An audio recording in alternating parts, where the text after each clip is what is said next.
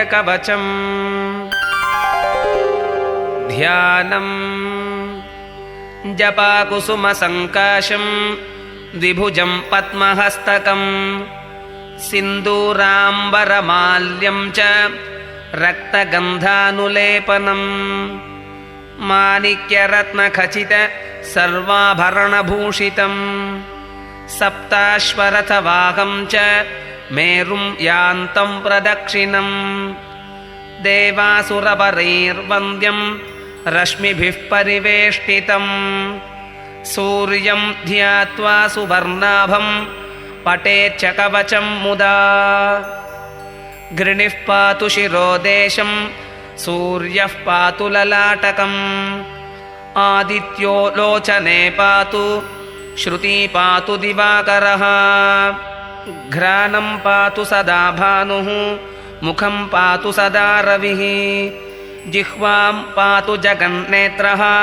कण्ठं पातु विभावसुः स्कन्धौ ग्रहपतिः पातु भुजौ पातु प्रभाकरः करावब्जकरः पातु हृदयं पातु भानुमान् मध्यं पातु सुसप्ताश्वः नाभिं पातु नभोमणिः द्वादशात्मा कटिं पातु सविता पातु सक्थिनी ऊरू पातु सुरश्रेष्ठः जानुनी पातु भास्करः जङ्घे मे पातु मार्ताण्डः गुल्फौ पातु त्विषाम्पतिः पादौ दिनमणिः पातु मित्रोऽखिलं वपुः आदित्यकवचं पुण्यम् अभेद्यं वज्रसन्निभं यो धारयति पुण्यात्मा भक्तिमान् स तु मानवः सर्वरोगभयादिभ्यः मुच्यते नात्र संशयः संवत्सरमुपासित्वा साम्राज्यपदवीं लभेत् अनेकरत्नसंयुक्तं स्वर्णमाणिक्यभूषणं कल्पवृक्षसमाकीर्णं कदम्बकुसुमप्रभम् अशेषरोगशान्त्यर्थं सूर्यं ध्यायेत्तु मण्डले सिन्धूरवर्णाय सुमण्डलाय सुवर्णरत्नाभरणाय तुभ्यं पद्माभिनेत्राय सुपङ्कजाय ब्रह्मेन्द्रनारायण शङ्कराय संरक्तचूर्णं ससुवर्णतोयं सकुङ्कुमाभं सकुशं सपुष्पं प्रदत्तमादाय च हेमपात्रे सहस्रभानो भगवन् प्रसीद।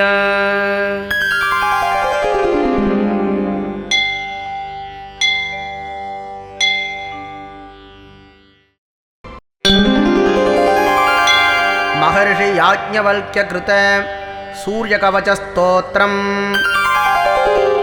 याज्ञवल्क्य उवाच शृणुष्व मुनिशार्दूल सूर्यस्य कवचं शुभं शरीरारोग्यदं दिव्यं सर्वसौभाग्यदायकं देदीप्यमानमुकुटं स्फुरन्मकरकुण्डलं ध्यात्वा सहस्रकिरणं स्तोत्रमेतदुदीरयेत् शिरो मे भास्करः पातु ललाटं मे मितद्युतिः नेत्रे दिनमणिः पातु श्रवणे वासरेश्वरः घ्राणं घर्मश्रेणिः पातु वदनं वेदवाहनः जिह्वा मे मानतः पातु कण्ठं मे सुरवन्दितः स्कन्धौ प्रभाकरः पातु वक्षः पातु जनप्रियः पादौ द्वादशात्मा सर्वगं सकलेश्वरः सूर्यरक्षात्मकं स्तोत्रं लिखित्वा भूर्चपत्रके दधाति यः करे तस्य वशगा सर्वसिद्धयः सुस्नातो यो जपेत् सम्यग् योधीते स्वस्थमानसः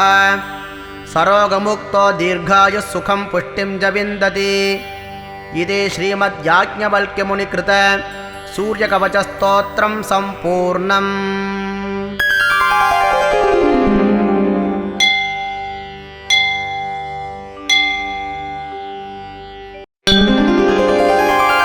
याज्ञवल्क्यकृत श्रीसूर्यस्तोत्रम्। नमः सवित्रे द्वाराय मुक्तेरमिततेजसे ऋग्यजुस्सामभूताय त्रयीधाम्ने च ते नमः।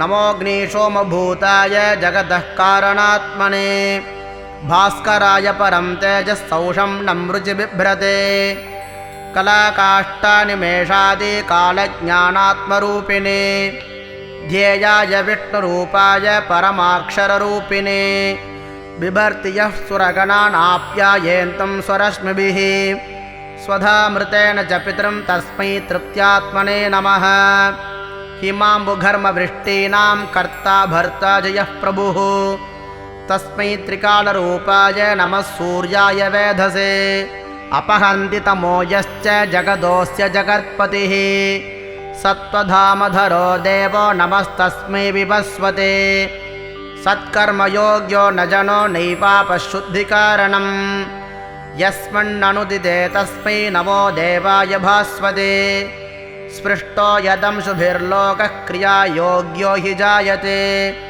पवित्रताकारणाय तस्मै शुद्धात्मने नमः नमः सवित्रे सूर्याय भास्कराय विवस्वते आदित्यायादिभूताय देवादीनां नमो नमः हिरण्मयं रथं यस्य केतवो मृतवाजिनः वहन्ति भुवनालोके चक्षुषं तं नमाम्यहम् श्रीपराशर उवाच इत्येवमादिभिस्तेन स्तूयमानस्य वैरविः वाजिरूपधरप्राह व्रियतामिति वाञ्छितम् याज्ञवल्क्यस्तदा प्राह प्रणिपत्य दिवाकरम् यजूंषितानि मे देहि यानि सन्ति न मे गुरौ एवमुक्तो ददौ तस्मै यजूंषि भगवान् रविः अयातयामसंज्ञानि यानि वेत्ते न तद्गुरुः यजूंषयैरधीतानि तानि विप्रैर्द्विजोत्तम वाजनस्ते समाख्याता सूर्येऽप्यश्वो भवत्यतः शाखाभेदास्तु तेषां वै दश पञ्च च वाजिनां कान्वाद्यासु महाभाग याज्ञवल्क्या प्रकीर्तिताः इति सूर्यस्तोत्रं सम्पूर्णम्।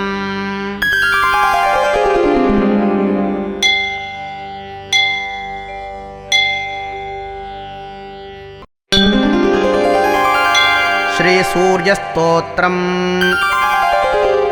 ॐ अस्य श्रीसूर्यस्तोत्रमहामन्त्रस्य अगस्त्य ऋषिः अनुष्टुप् छन्दः सूर्यो देवता सोम बीजं यं शक्तिः मम कीलकं मम आदित्यप्रसादसिद्ध्यर्थे जपे विनियोगः आदित्याय अङ्गुष्ठाभ्यां नमः असुरारये तर्जनीभ्यां नमः दिवाकराय मध्यमाभ्यां नमः प्रभाकराय अनामिकाभ्यां नमः सहस्रकिरणाय कनिष्ठिकाभ्यां नमः मार्ताण्डाय करतलकरपृष्ठाभ्यां नमः ॐ आदित्याय हृदयाय नमः ॐ असुरारये शिरसे स्वाहा ॐ दिवाकराय शिखायै वषट् ॐ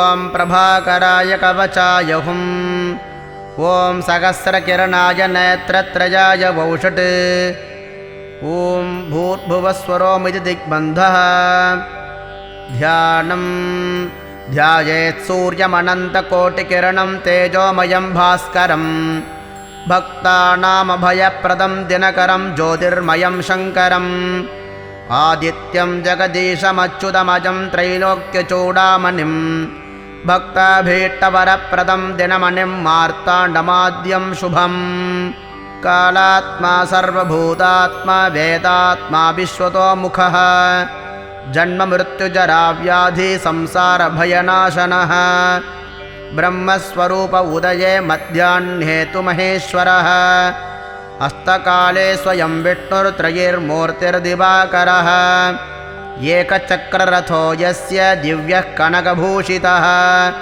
सोऽयं भवतु नः प्रीतः पद्महस्तो दिवाकरः पद्महस्तः परं ज्योतिः परेशाय नमो नमः अण्डयोने महासाक्षिन् आदित्याय नमो नमः कमलासनदेवेश भानुमूर्ते नमो नमः धर्ममूर्ते दयामूर्ते तत्त्वमूर्ते नमो नमः सकलेशाय सूर्याय छायेशाय नमो नमः क्षयापस्मारगुल्मादि दुर्दोषव्याधिनाशनं सर्वज्वरहरं चैव कुक्षिरोगनिवारणम् एतत् स्तोत्रं शिवप्रोक्तं सर्वसिद्धिकरं परं सर्वसम्पत्करं चैव सर्वाभीष्टप्रदायकम् इति सूर्यस्तोत्रं सम्पूर्णम्।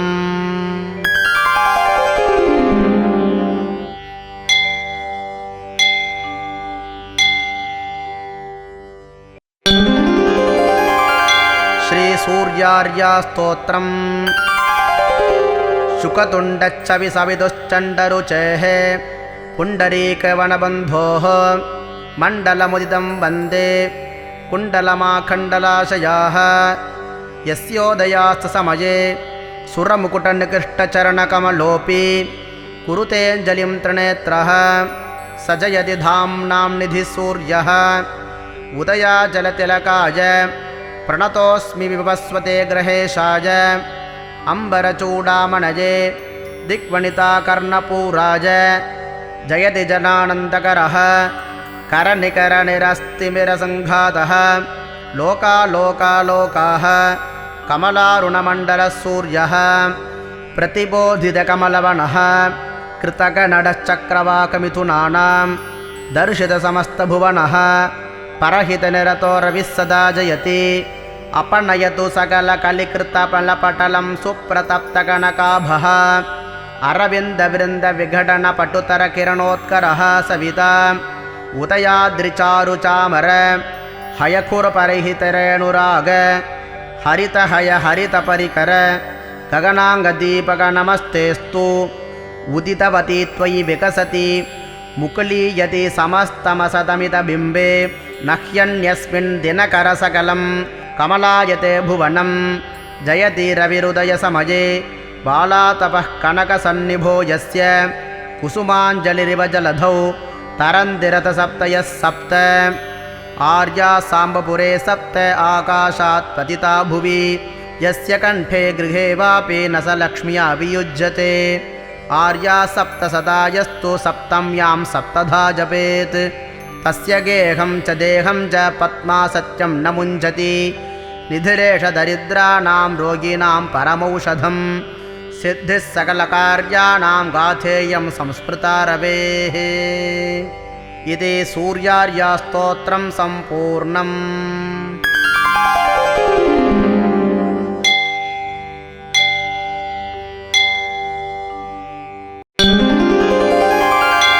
साम्बपुराणान्तर्गत श्रीसूर्यस्तवराजः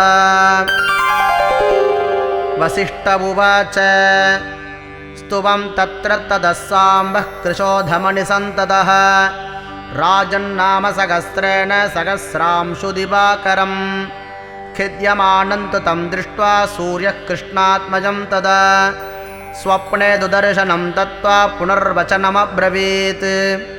श्रीसूर्य उवाच साम्ब साम्ब महाबाहो शृणु जाम्बवती सुत अलं नाम सहस्रेण पठस्त्वेपं स्तवं शुभं यानि नामानि गुह्यानि पवित्राणि शुभानि च तानि ते कीर्तयिष्यामि श्रुत्वा तमवधारय।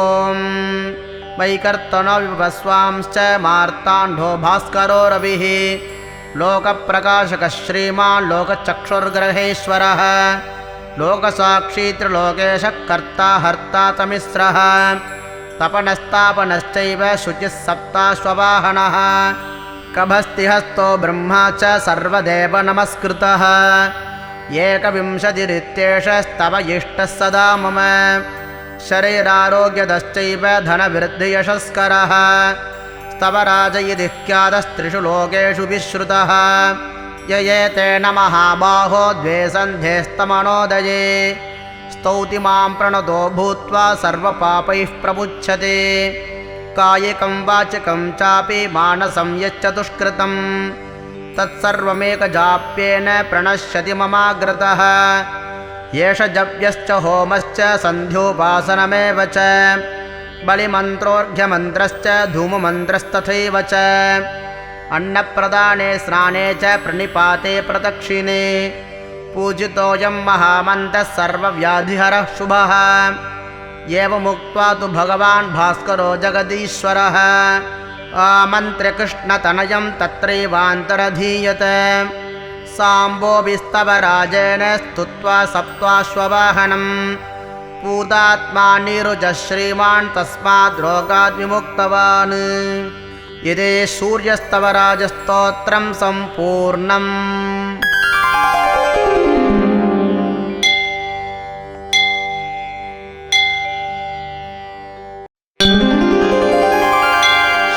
सूर्यमण्डलस्तोत्रम्।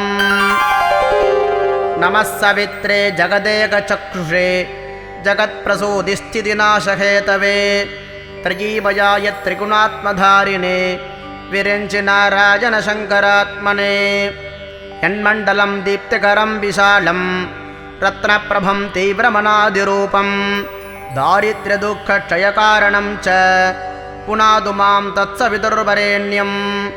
यन्मण्डलं देवगणैः सुपूजितं विप्रैस्तुतं भुवनमुक्तिकोविदं तं देवदेवं प्रणमामि सूर्यं पुनातु मां तत्सवितुर्वरेण्यं। यन्मण्डलं ज्ञानघनं त्वगम्यं त्रैलोक्यपूज्यं त्रिगुणात्मरूपं समस्ततेजोमयदिव्यरूपं पुनातु मां तत्सवितुर्वरेण्यं। यन्मण्डलं गूढमतिप्रबोधं धर्मस्य वृद्धिं कुरुते जनानां यत्सर्वपापक्षयकारणं च पुनादु मां तत्सवितुर्वरेण्यं।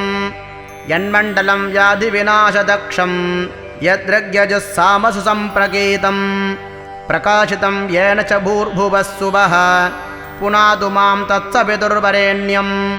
यन्मण्डलं वेदविदो वदन्ति गायन्ति यच्चारणसिद्धसङ्घाः यद्योगिनो योगजुषां च सङ्घाः पुनादु मां तत्सवितुर्वरेण्यं। यन्मण्डलं सर्वजनेषु पूजितं ज्योतिश्च कुर्यादिहमर्त्यलोके यत्कालकल्पक्षयकारणं च पुनादु मां तत्सवितुर्वरेण्यं।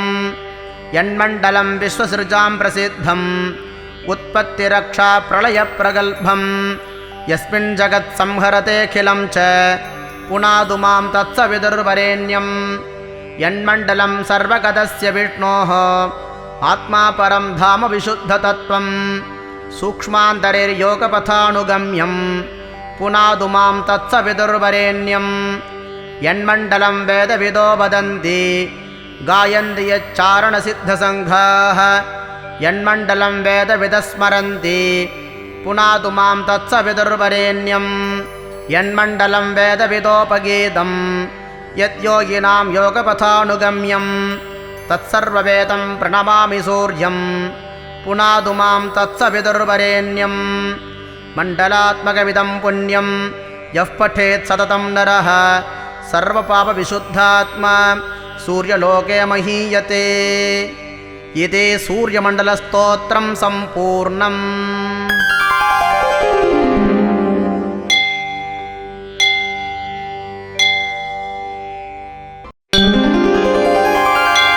श्री शिवोक्तसूर्याष्टकम्। आदिदेव नमस्तुभ्यं प्रसीद मम भास्कर दिवाकर नमस्तुभ्यं प्रभाकर नमोऽस्तु ते।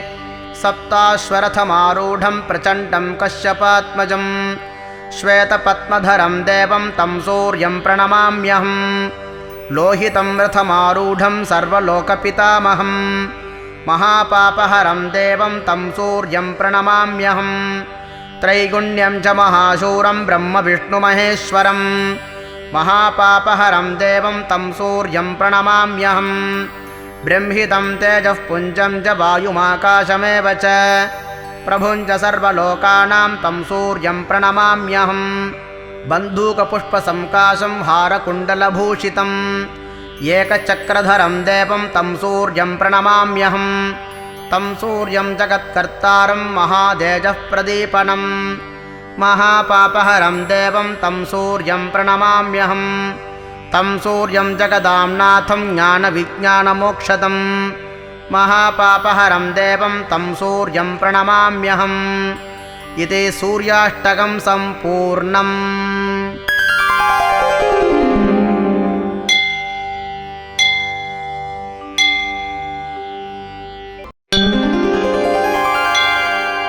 सूर्यकवचम्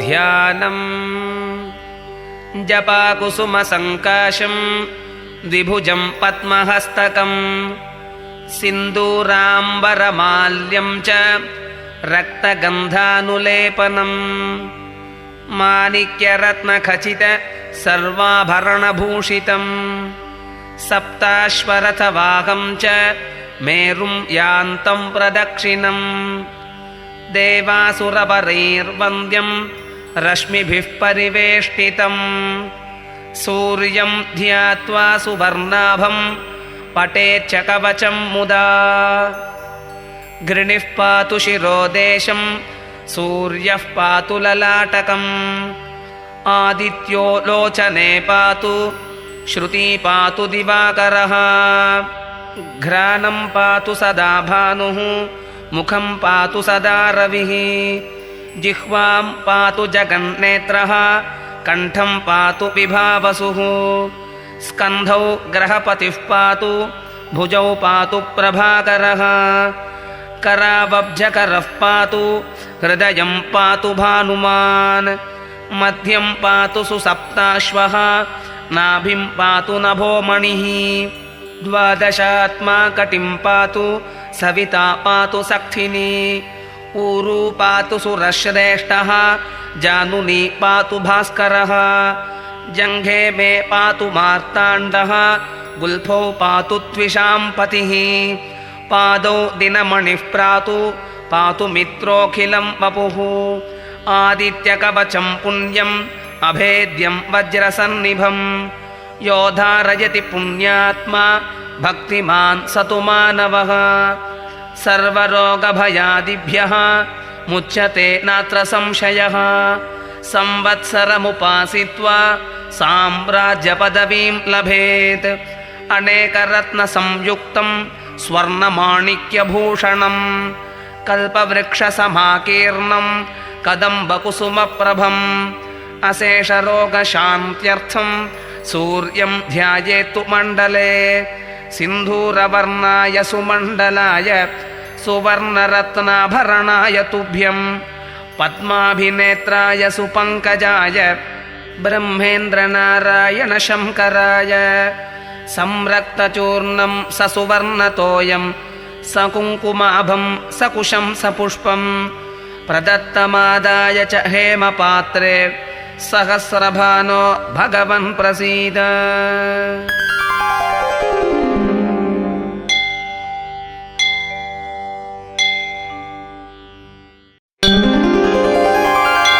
महर्षि याज्ञवल्क्यकृत सूर्यकवचस्तोत्रम् याज्ञवल्क्य उवाच शृणुष्व मुनिशार्दूल सूर्यस्य कवचं शुभं शरीरारोग्यदं दिव्यं सर्वसौभाग्यदायकं देदीप्यमानमुकुटं स्फुरन्मकरकुण्डलं ध्यात्वा सहस्रकिरणं स्तोत्रमेतदुदीरयेत् शिरो मे भास्करः पातु ललाटं मे मितद्युतिः नेत्रे दिनमणिः पातु श्रवणे वासरेश्वरः घ्राणं घर्मश्रेणिः पातु वदनं वेदवाहनः जिह्वा मे मानतः पातु कण्ठं मे सुरवन्दितः स्कन्धौ प्रभाकरः पातु वक्षः पातु जनप्रियः पादौ द्वादशात्मा सर्वगं सकलेश्वरः सूर्यरक्षात्मकं स्तोत्रं लिखित्वा भूर्चपत्रके दधाति यः करे तस्य वशगा सर्वसिद्धयः सुस्नातो यो जपेत् सम्यग् योधीते स्वस्थमानसः सरोगमुक्तो दीर्घायुः सुखं पुष्टिं च विन्दति इति श्रीमद्याज्ञवल्क्यमुनिकृत सूर्यकवचस्तोत्रं सम्पूर्णम्।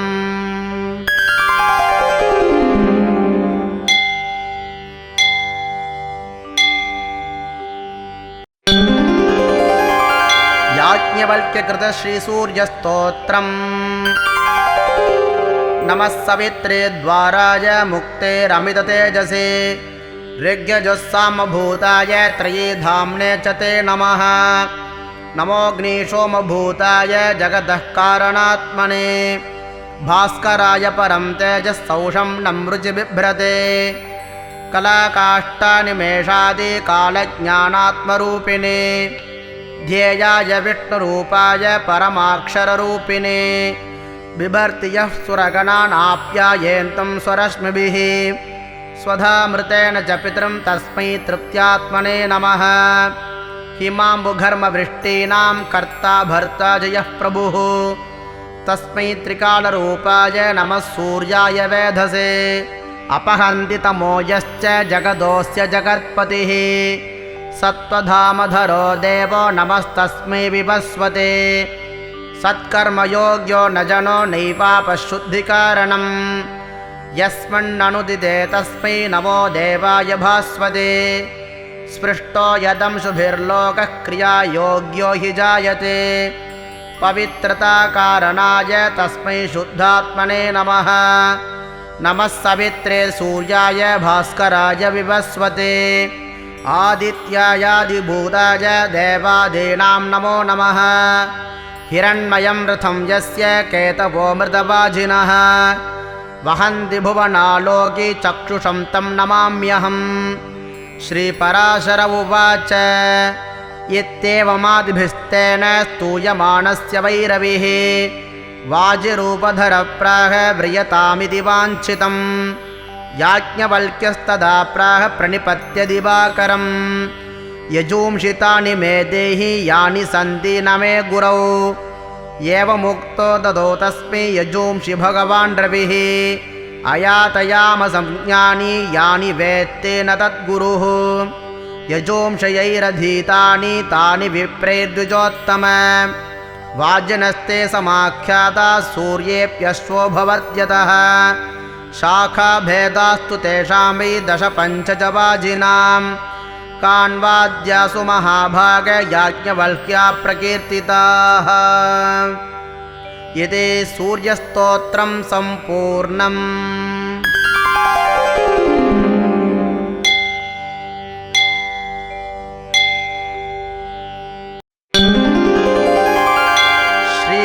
श्रीसूर्यमण्डलस्तोत्रम्।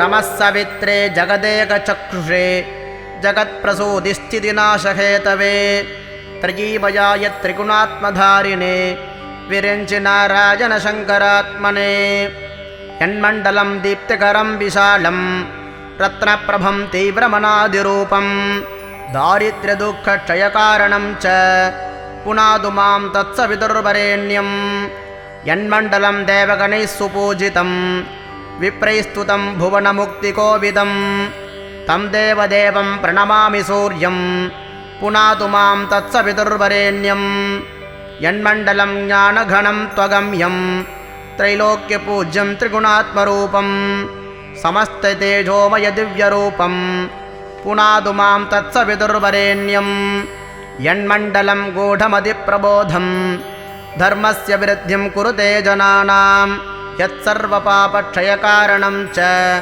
पुनादु मां तत्सवितुर्वरेण्यं यन्मण्डलं व्याधिविनाशदक्षं यद्रग्यजुस्सामसु सम्प्रकीतं प्रकाशितं येन च भूर्भुवः सुवः पुनादु मां तत्सवितुर्वरेण्यं यन्मण्डलं वेदविदो वदन्ति गायन्ति यच्चारणसिद्धसङ्घाः यद्योगिनो योगजुषां च सङ्घाः पुनादु मां तत्सवितुर्वरेण्यं यन्मण्डलं सर्वजनेषु पूजितं ज्योतिश्च कुर्यादिहमर्त्यलोके यत्कालकल्पक्षयकारणं च पुनादु मां तत्सवितुर्वरेण्यं यन्मण्डलं विश्वसृजां प्रसिद्धं उत्पत्तिरक्षा प्रलयप्रगल्भं यस्मिन् जगत्संहरतेऽखिलं च पुनादु मां तत्सवितुर्वरेण्यं यन्मण्डलं सर्वगतस्य विष्णोः आत्मा परं धाम विशुद्धतत्त्वं सूक्ष्मान्तरिर्योगपथानुगम्यं पुनादु मां तत्सवितुर्वरेण्यं यन्मण्डलं वेदविदो वदन्ति गायन्ति यच्चारणसिद्धसङ्घाः यन्मण्डलं वेदविदस्मरन्ति पुनादु मां तत्सवितुर्वरेण्यं यन्मण्डलं वेदविदोपगीतं यद्योगिनां योगपथानुगम्यं तत्सर्ववेदं प्रणमामि सूर्यं पुनादु मां तत्सवितुर्वरेण्यं मण्डलात्मकमिदं पुण्यं यः पठेत् सततं नरः सर्वपापविशुद्धात्मा सूर्यलोके महीयते। इति सूर्यमण्डलस्तोत्रं सम्पूर्णम्।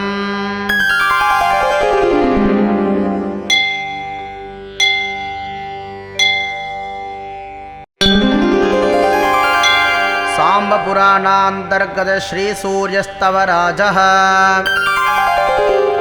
वसिष्ठ उवाच स्तुवं तत्र ततः साम्बः कृशोधमनिसन्ततः राजन्नाम सहस्रेण सहस्रांशु दिवाकरं खिद्यमानं तु तं दृष्ट्वा सूर्यः कृष्णात्मजं तदा स्वप्ने दुदर्शनं दत्त्वा पुनर्वचनमब्रवीत्।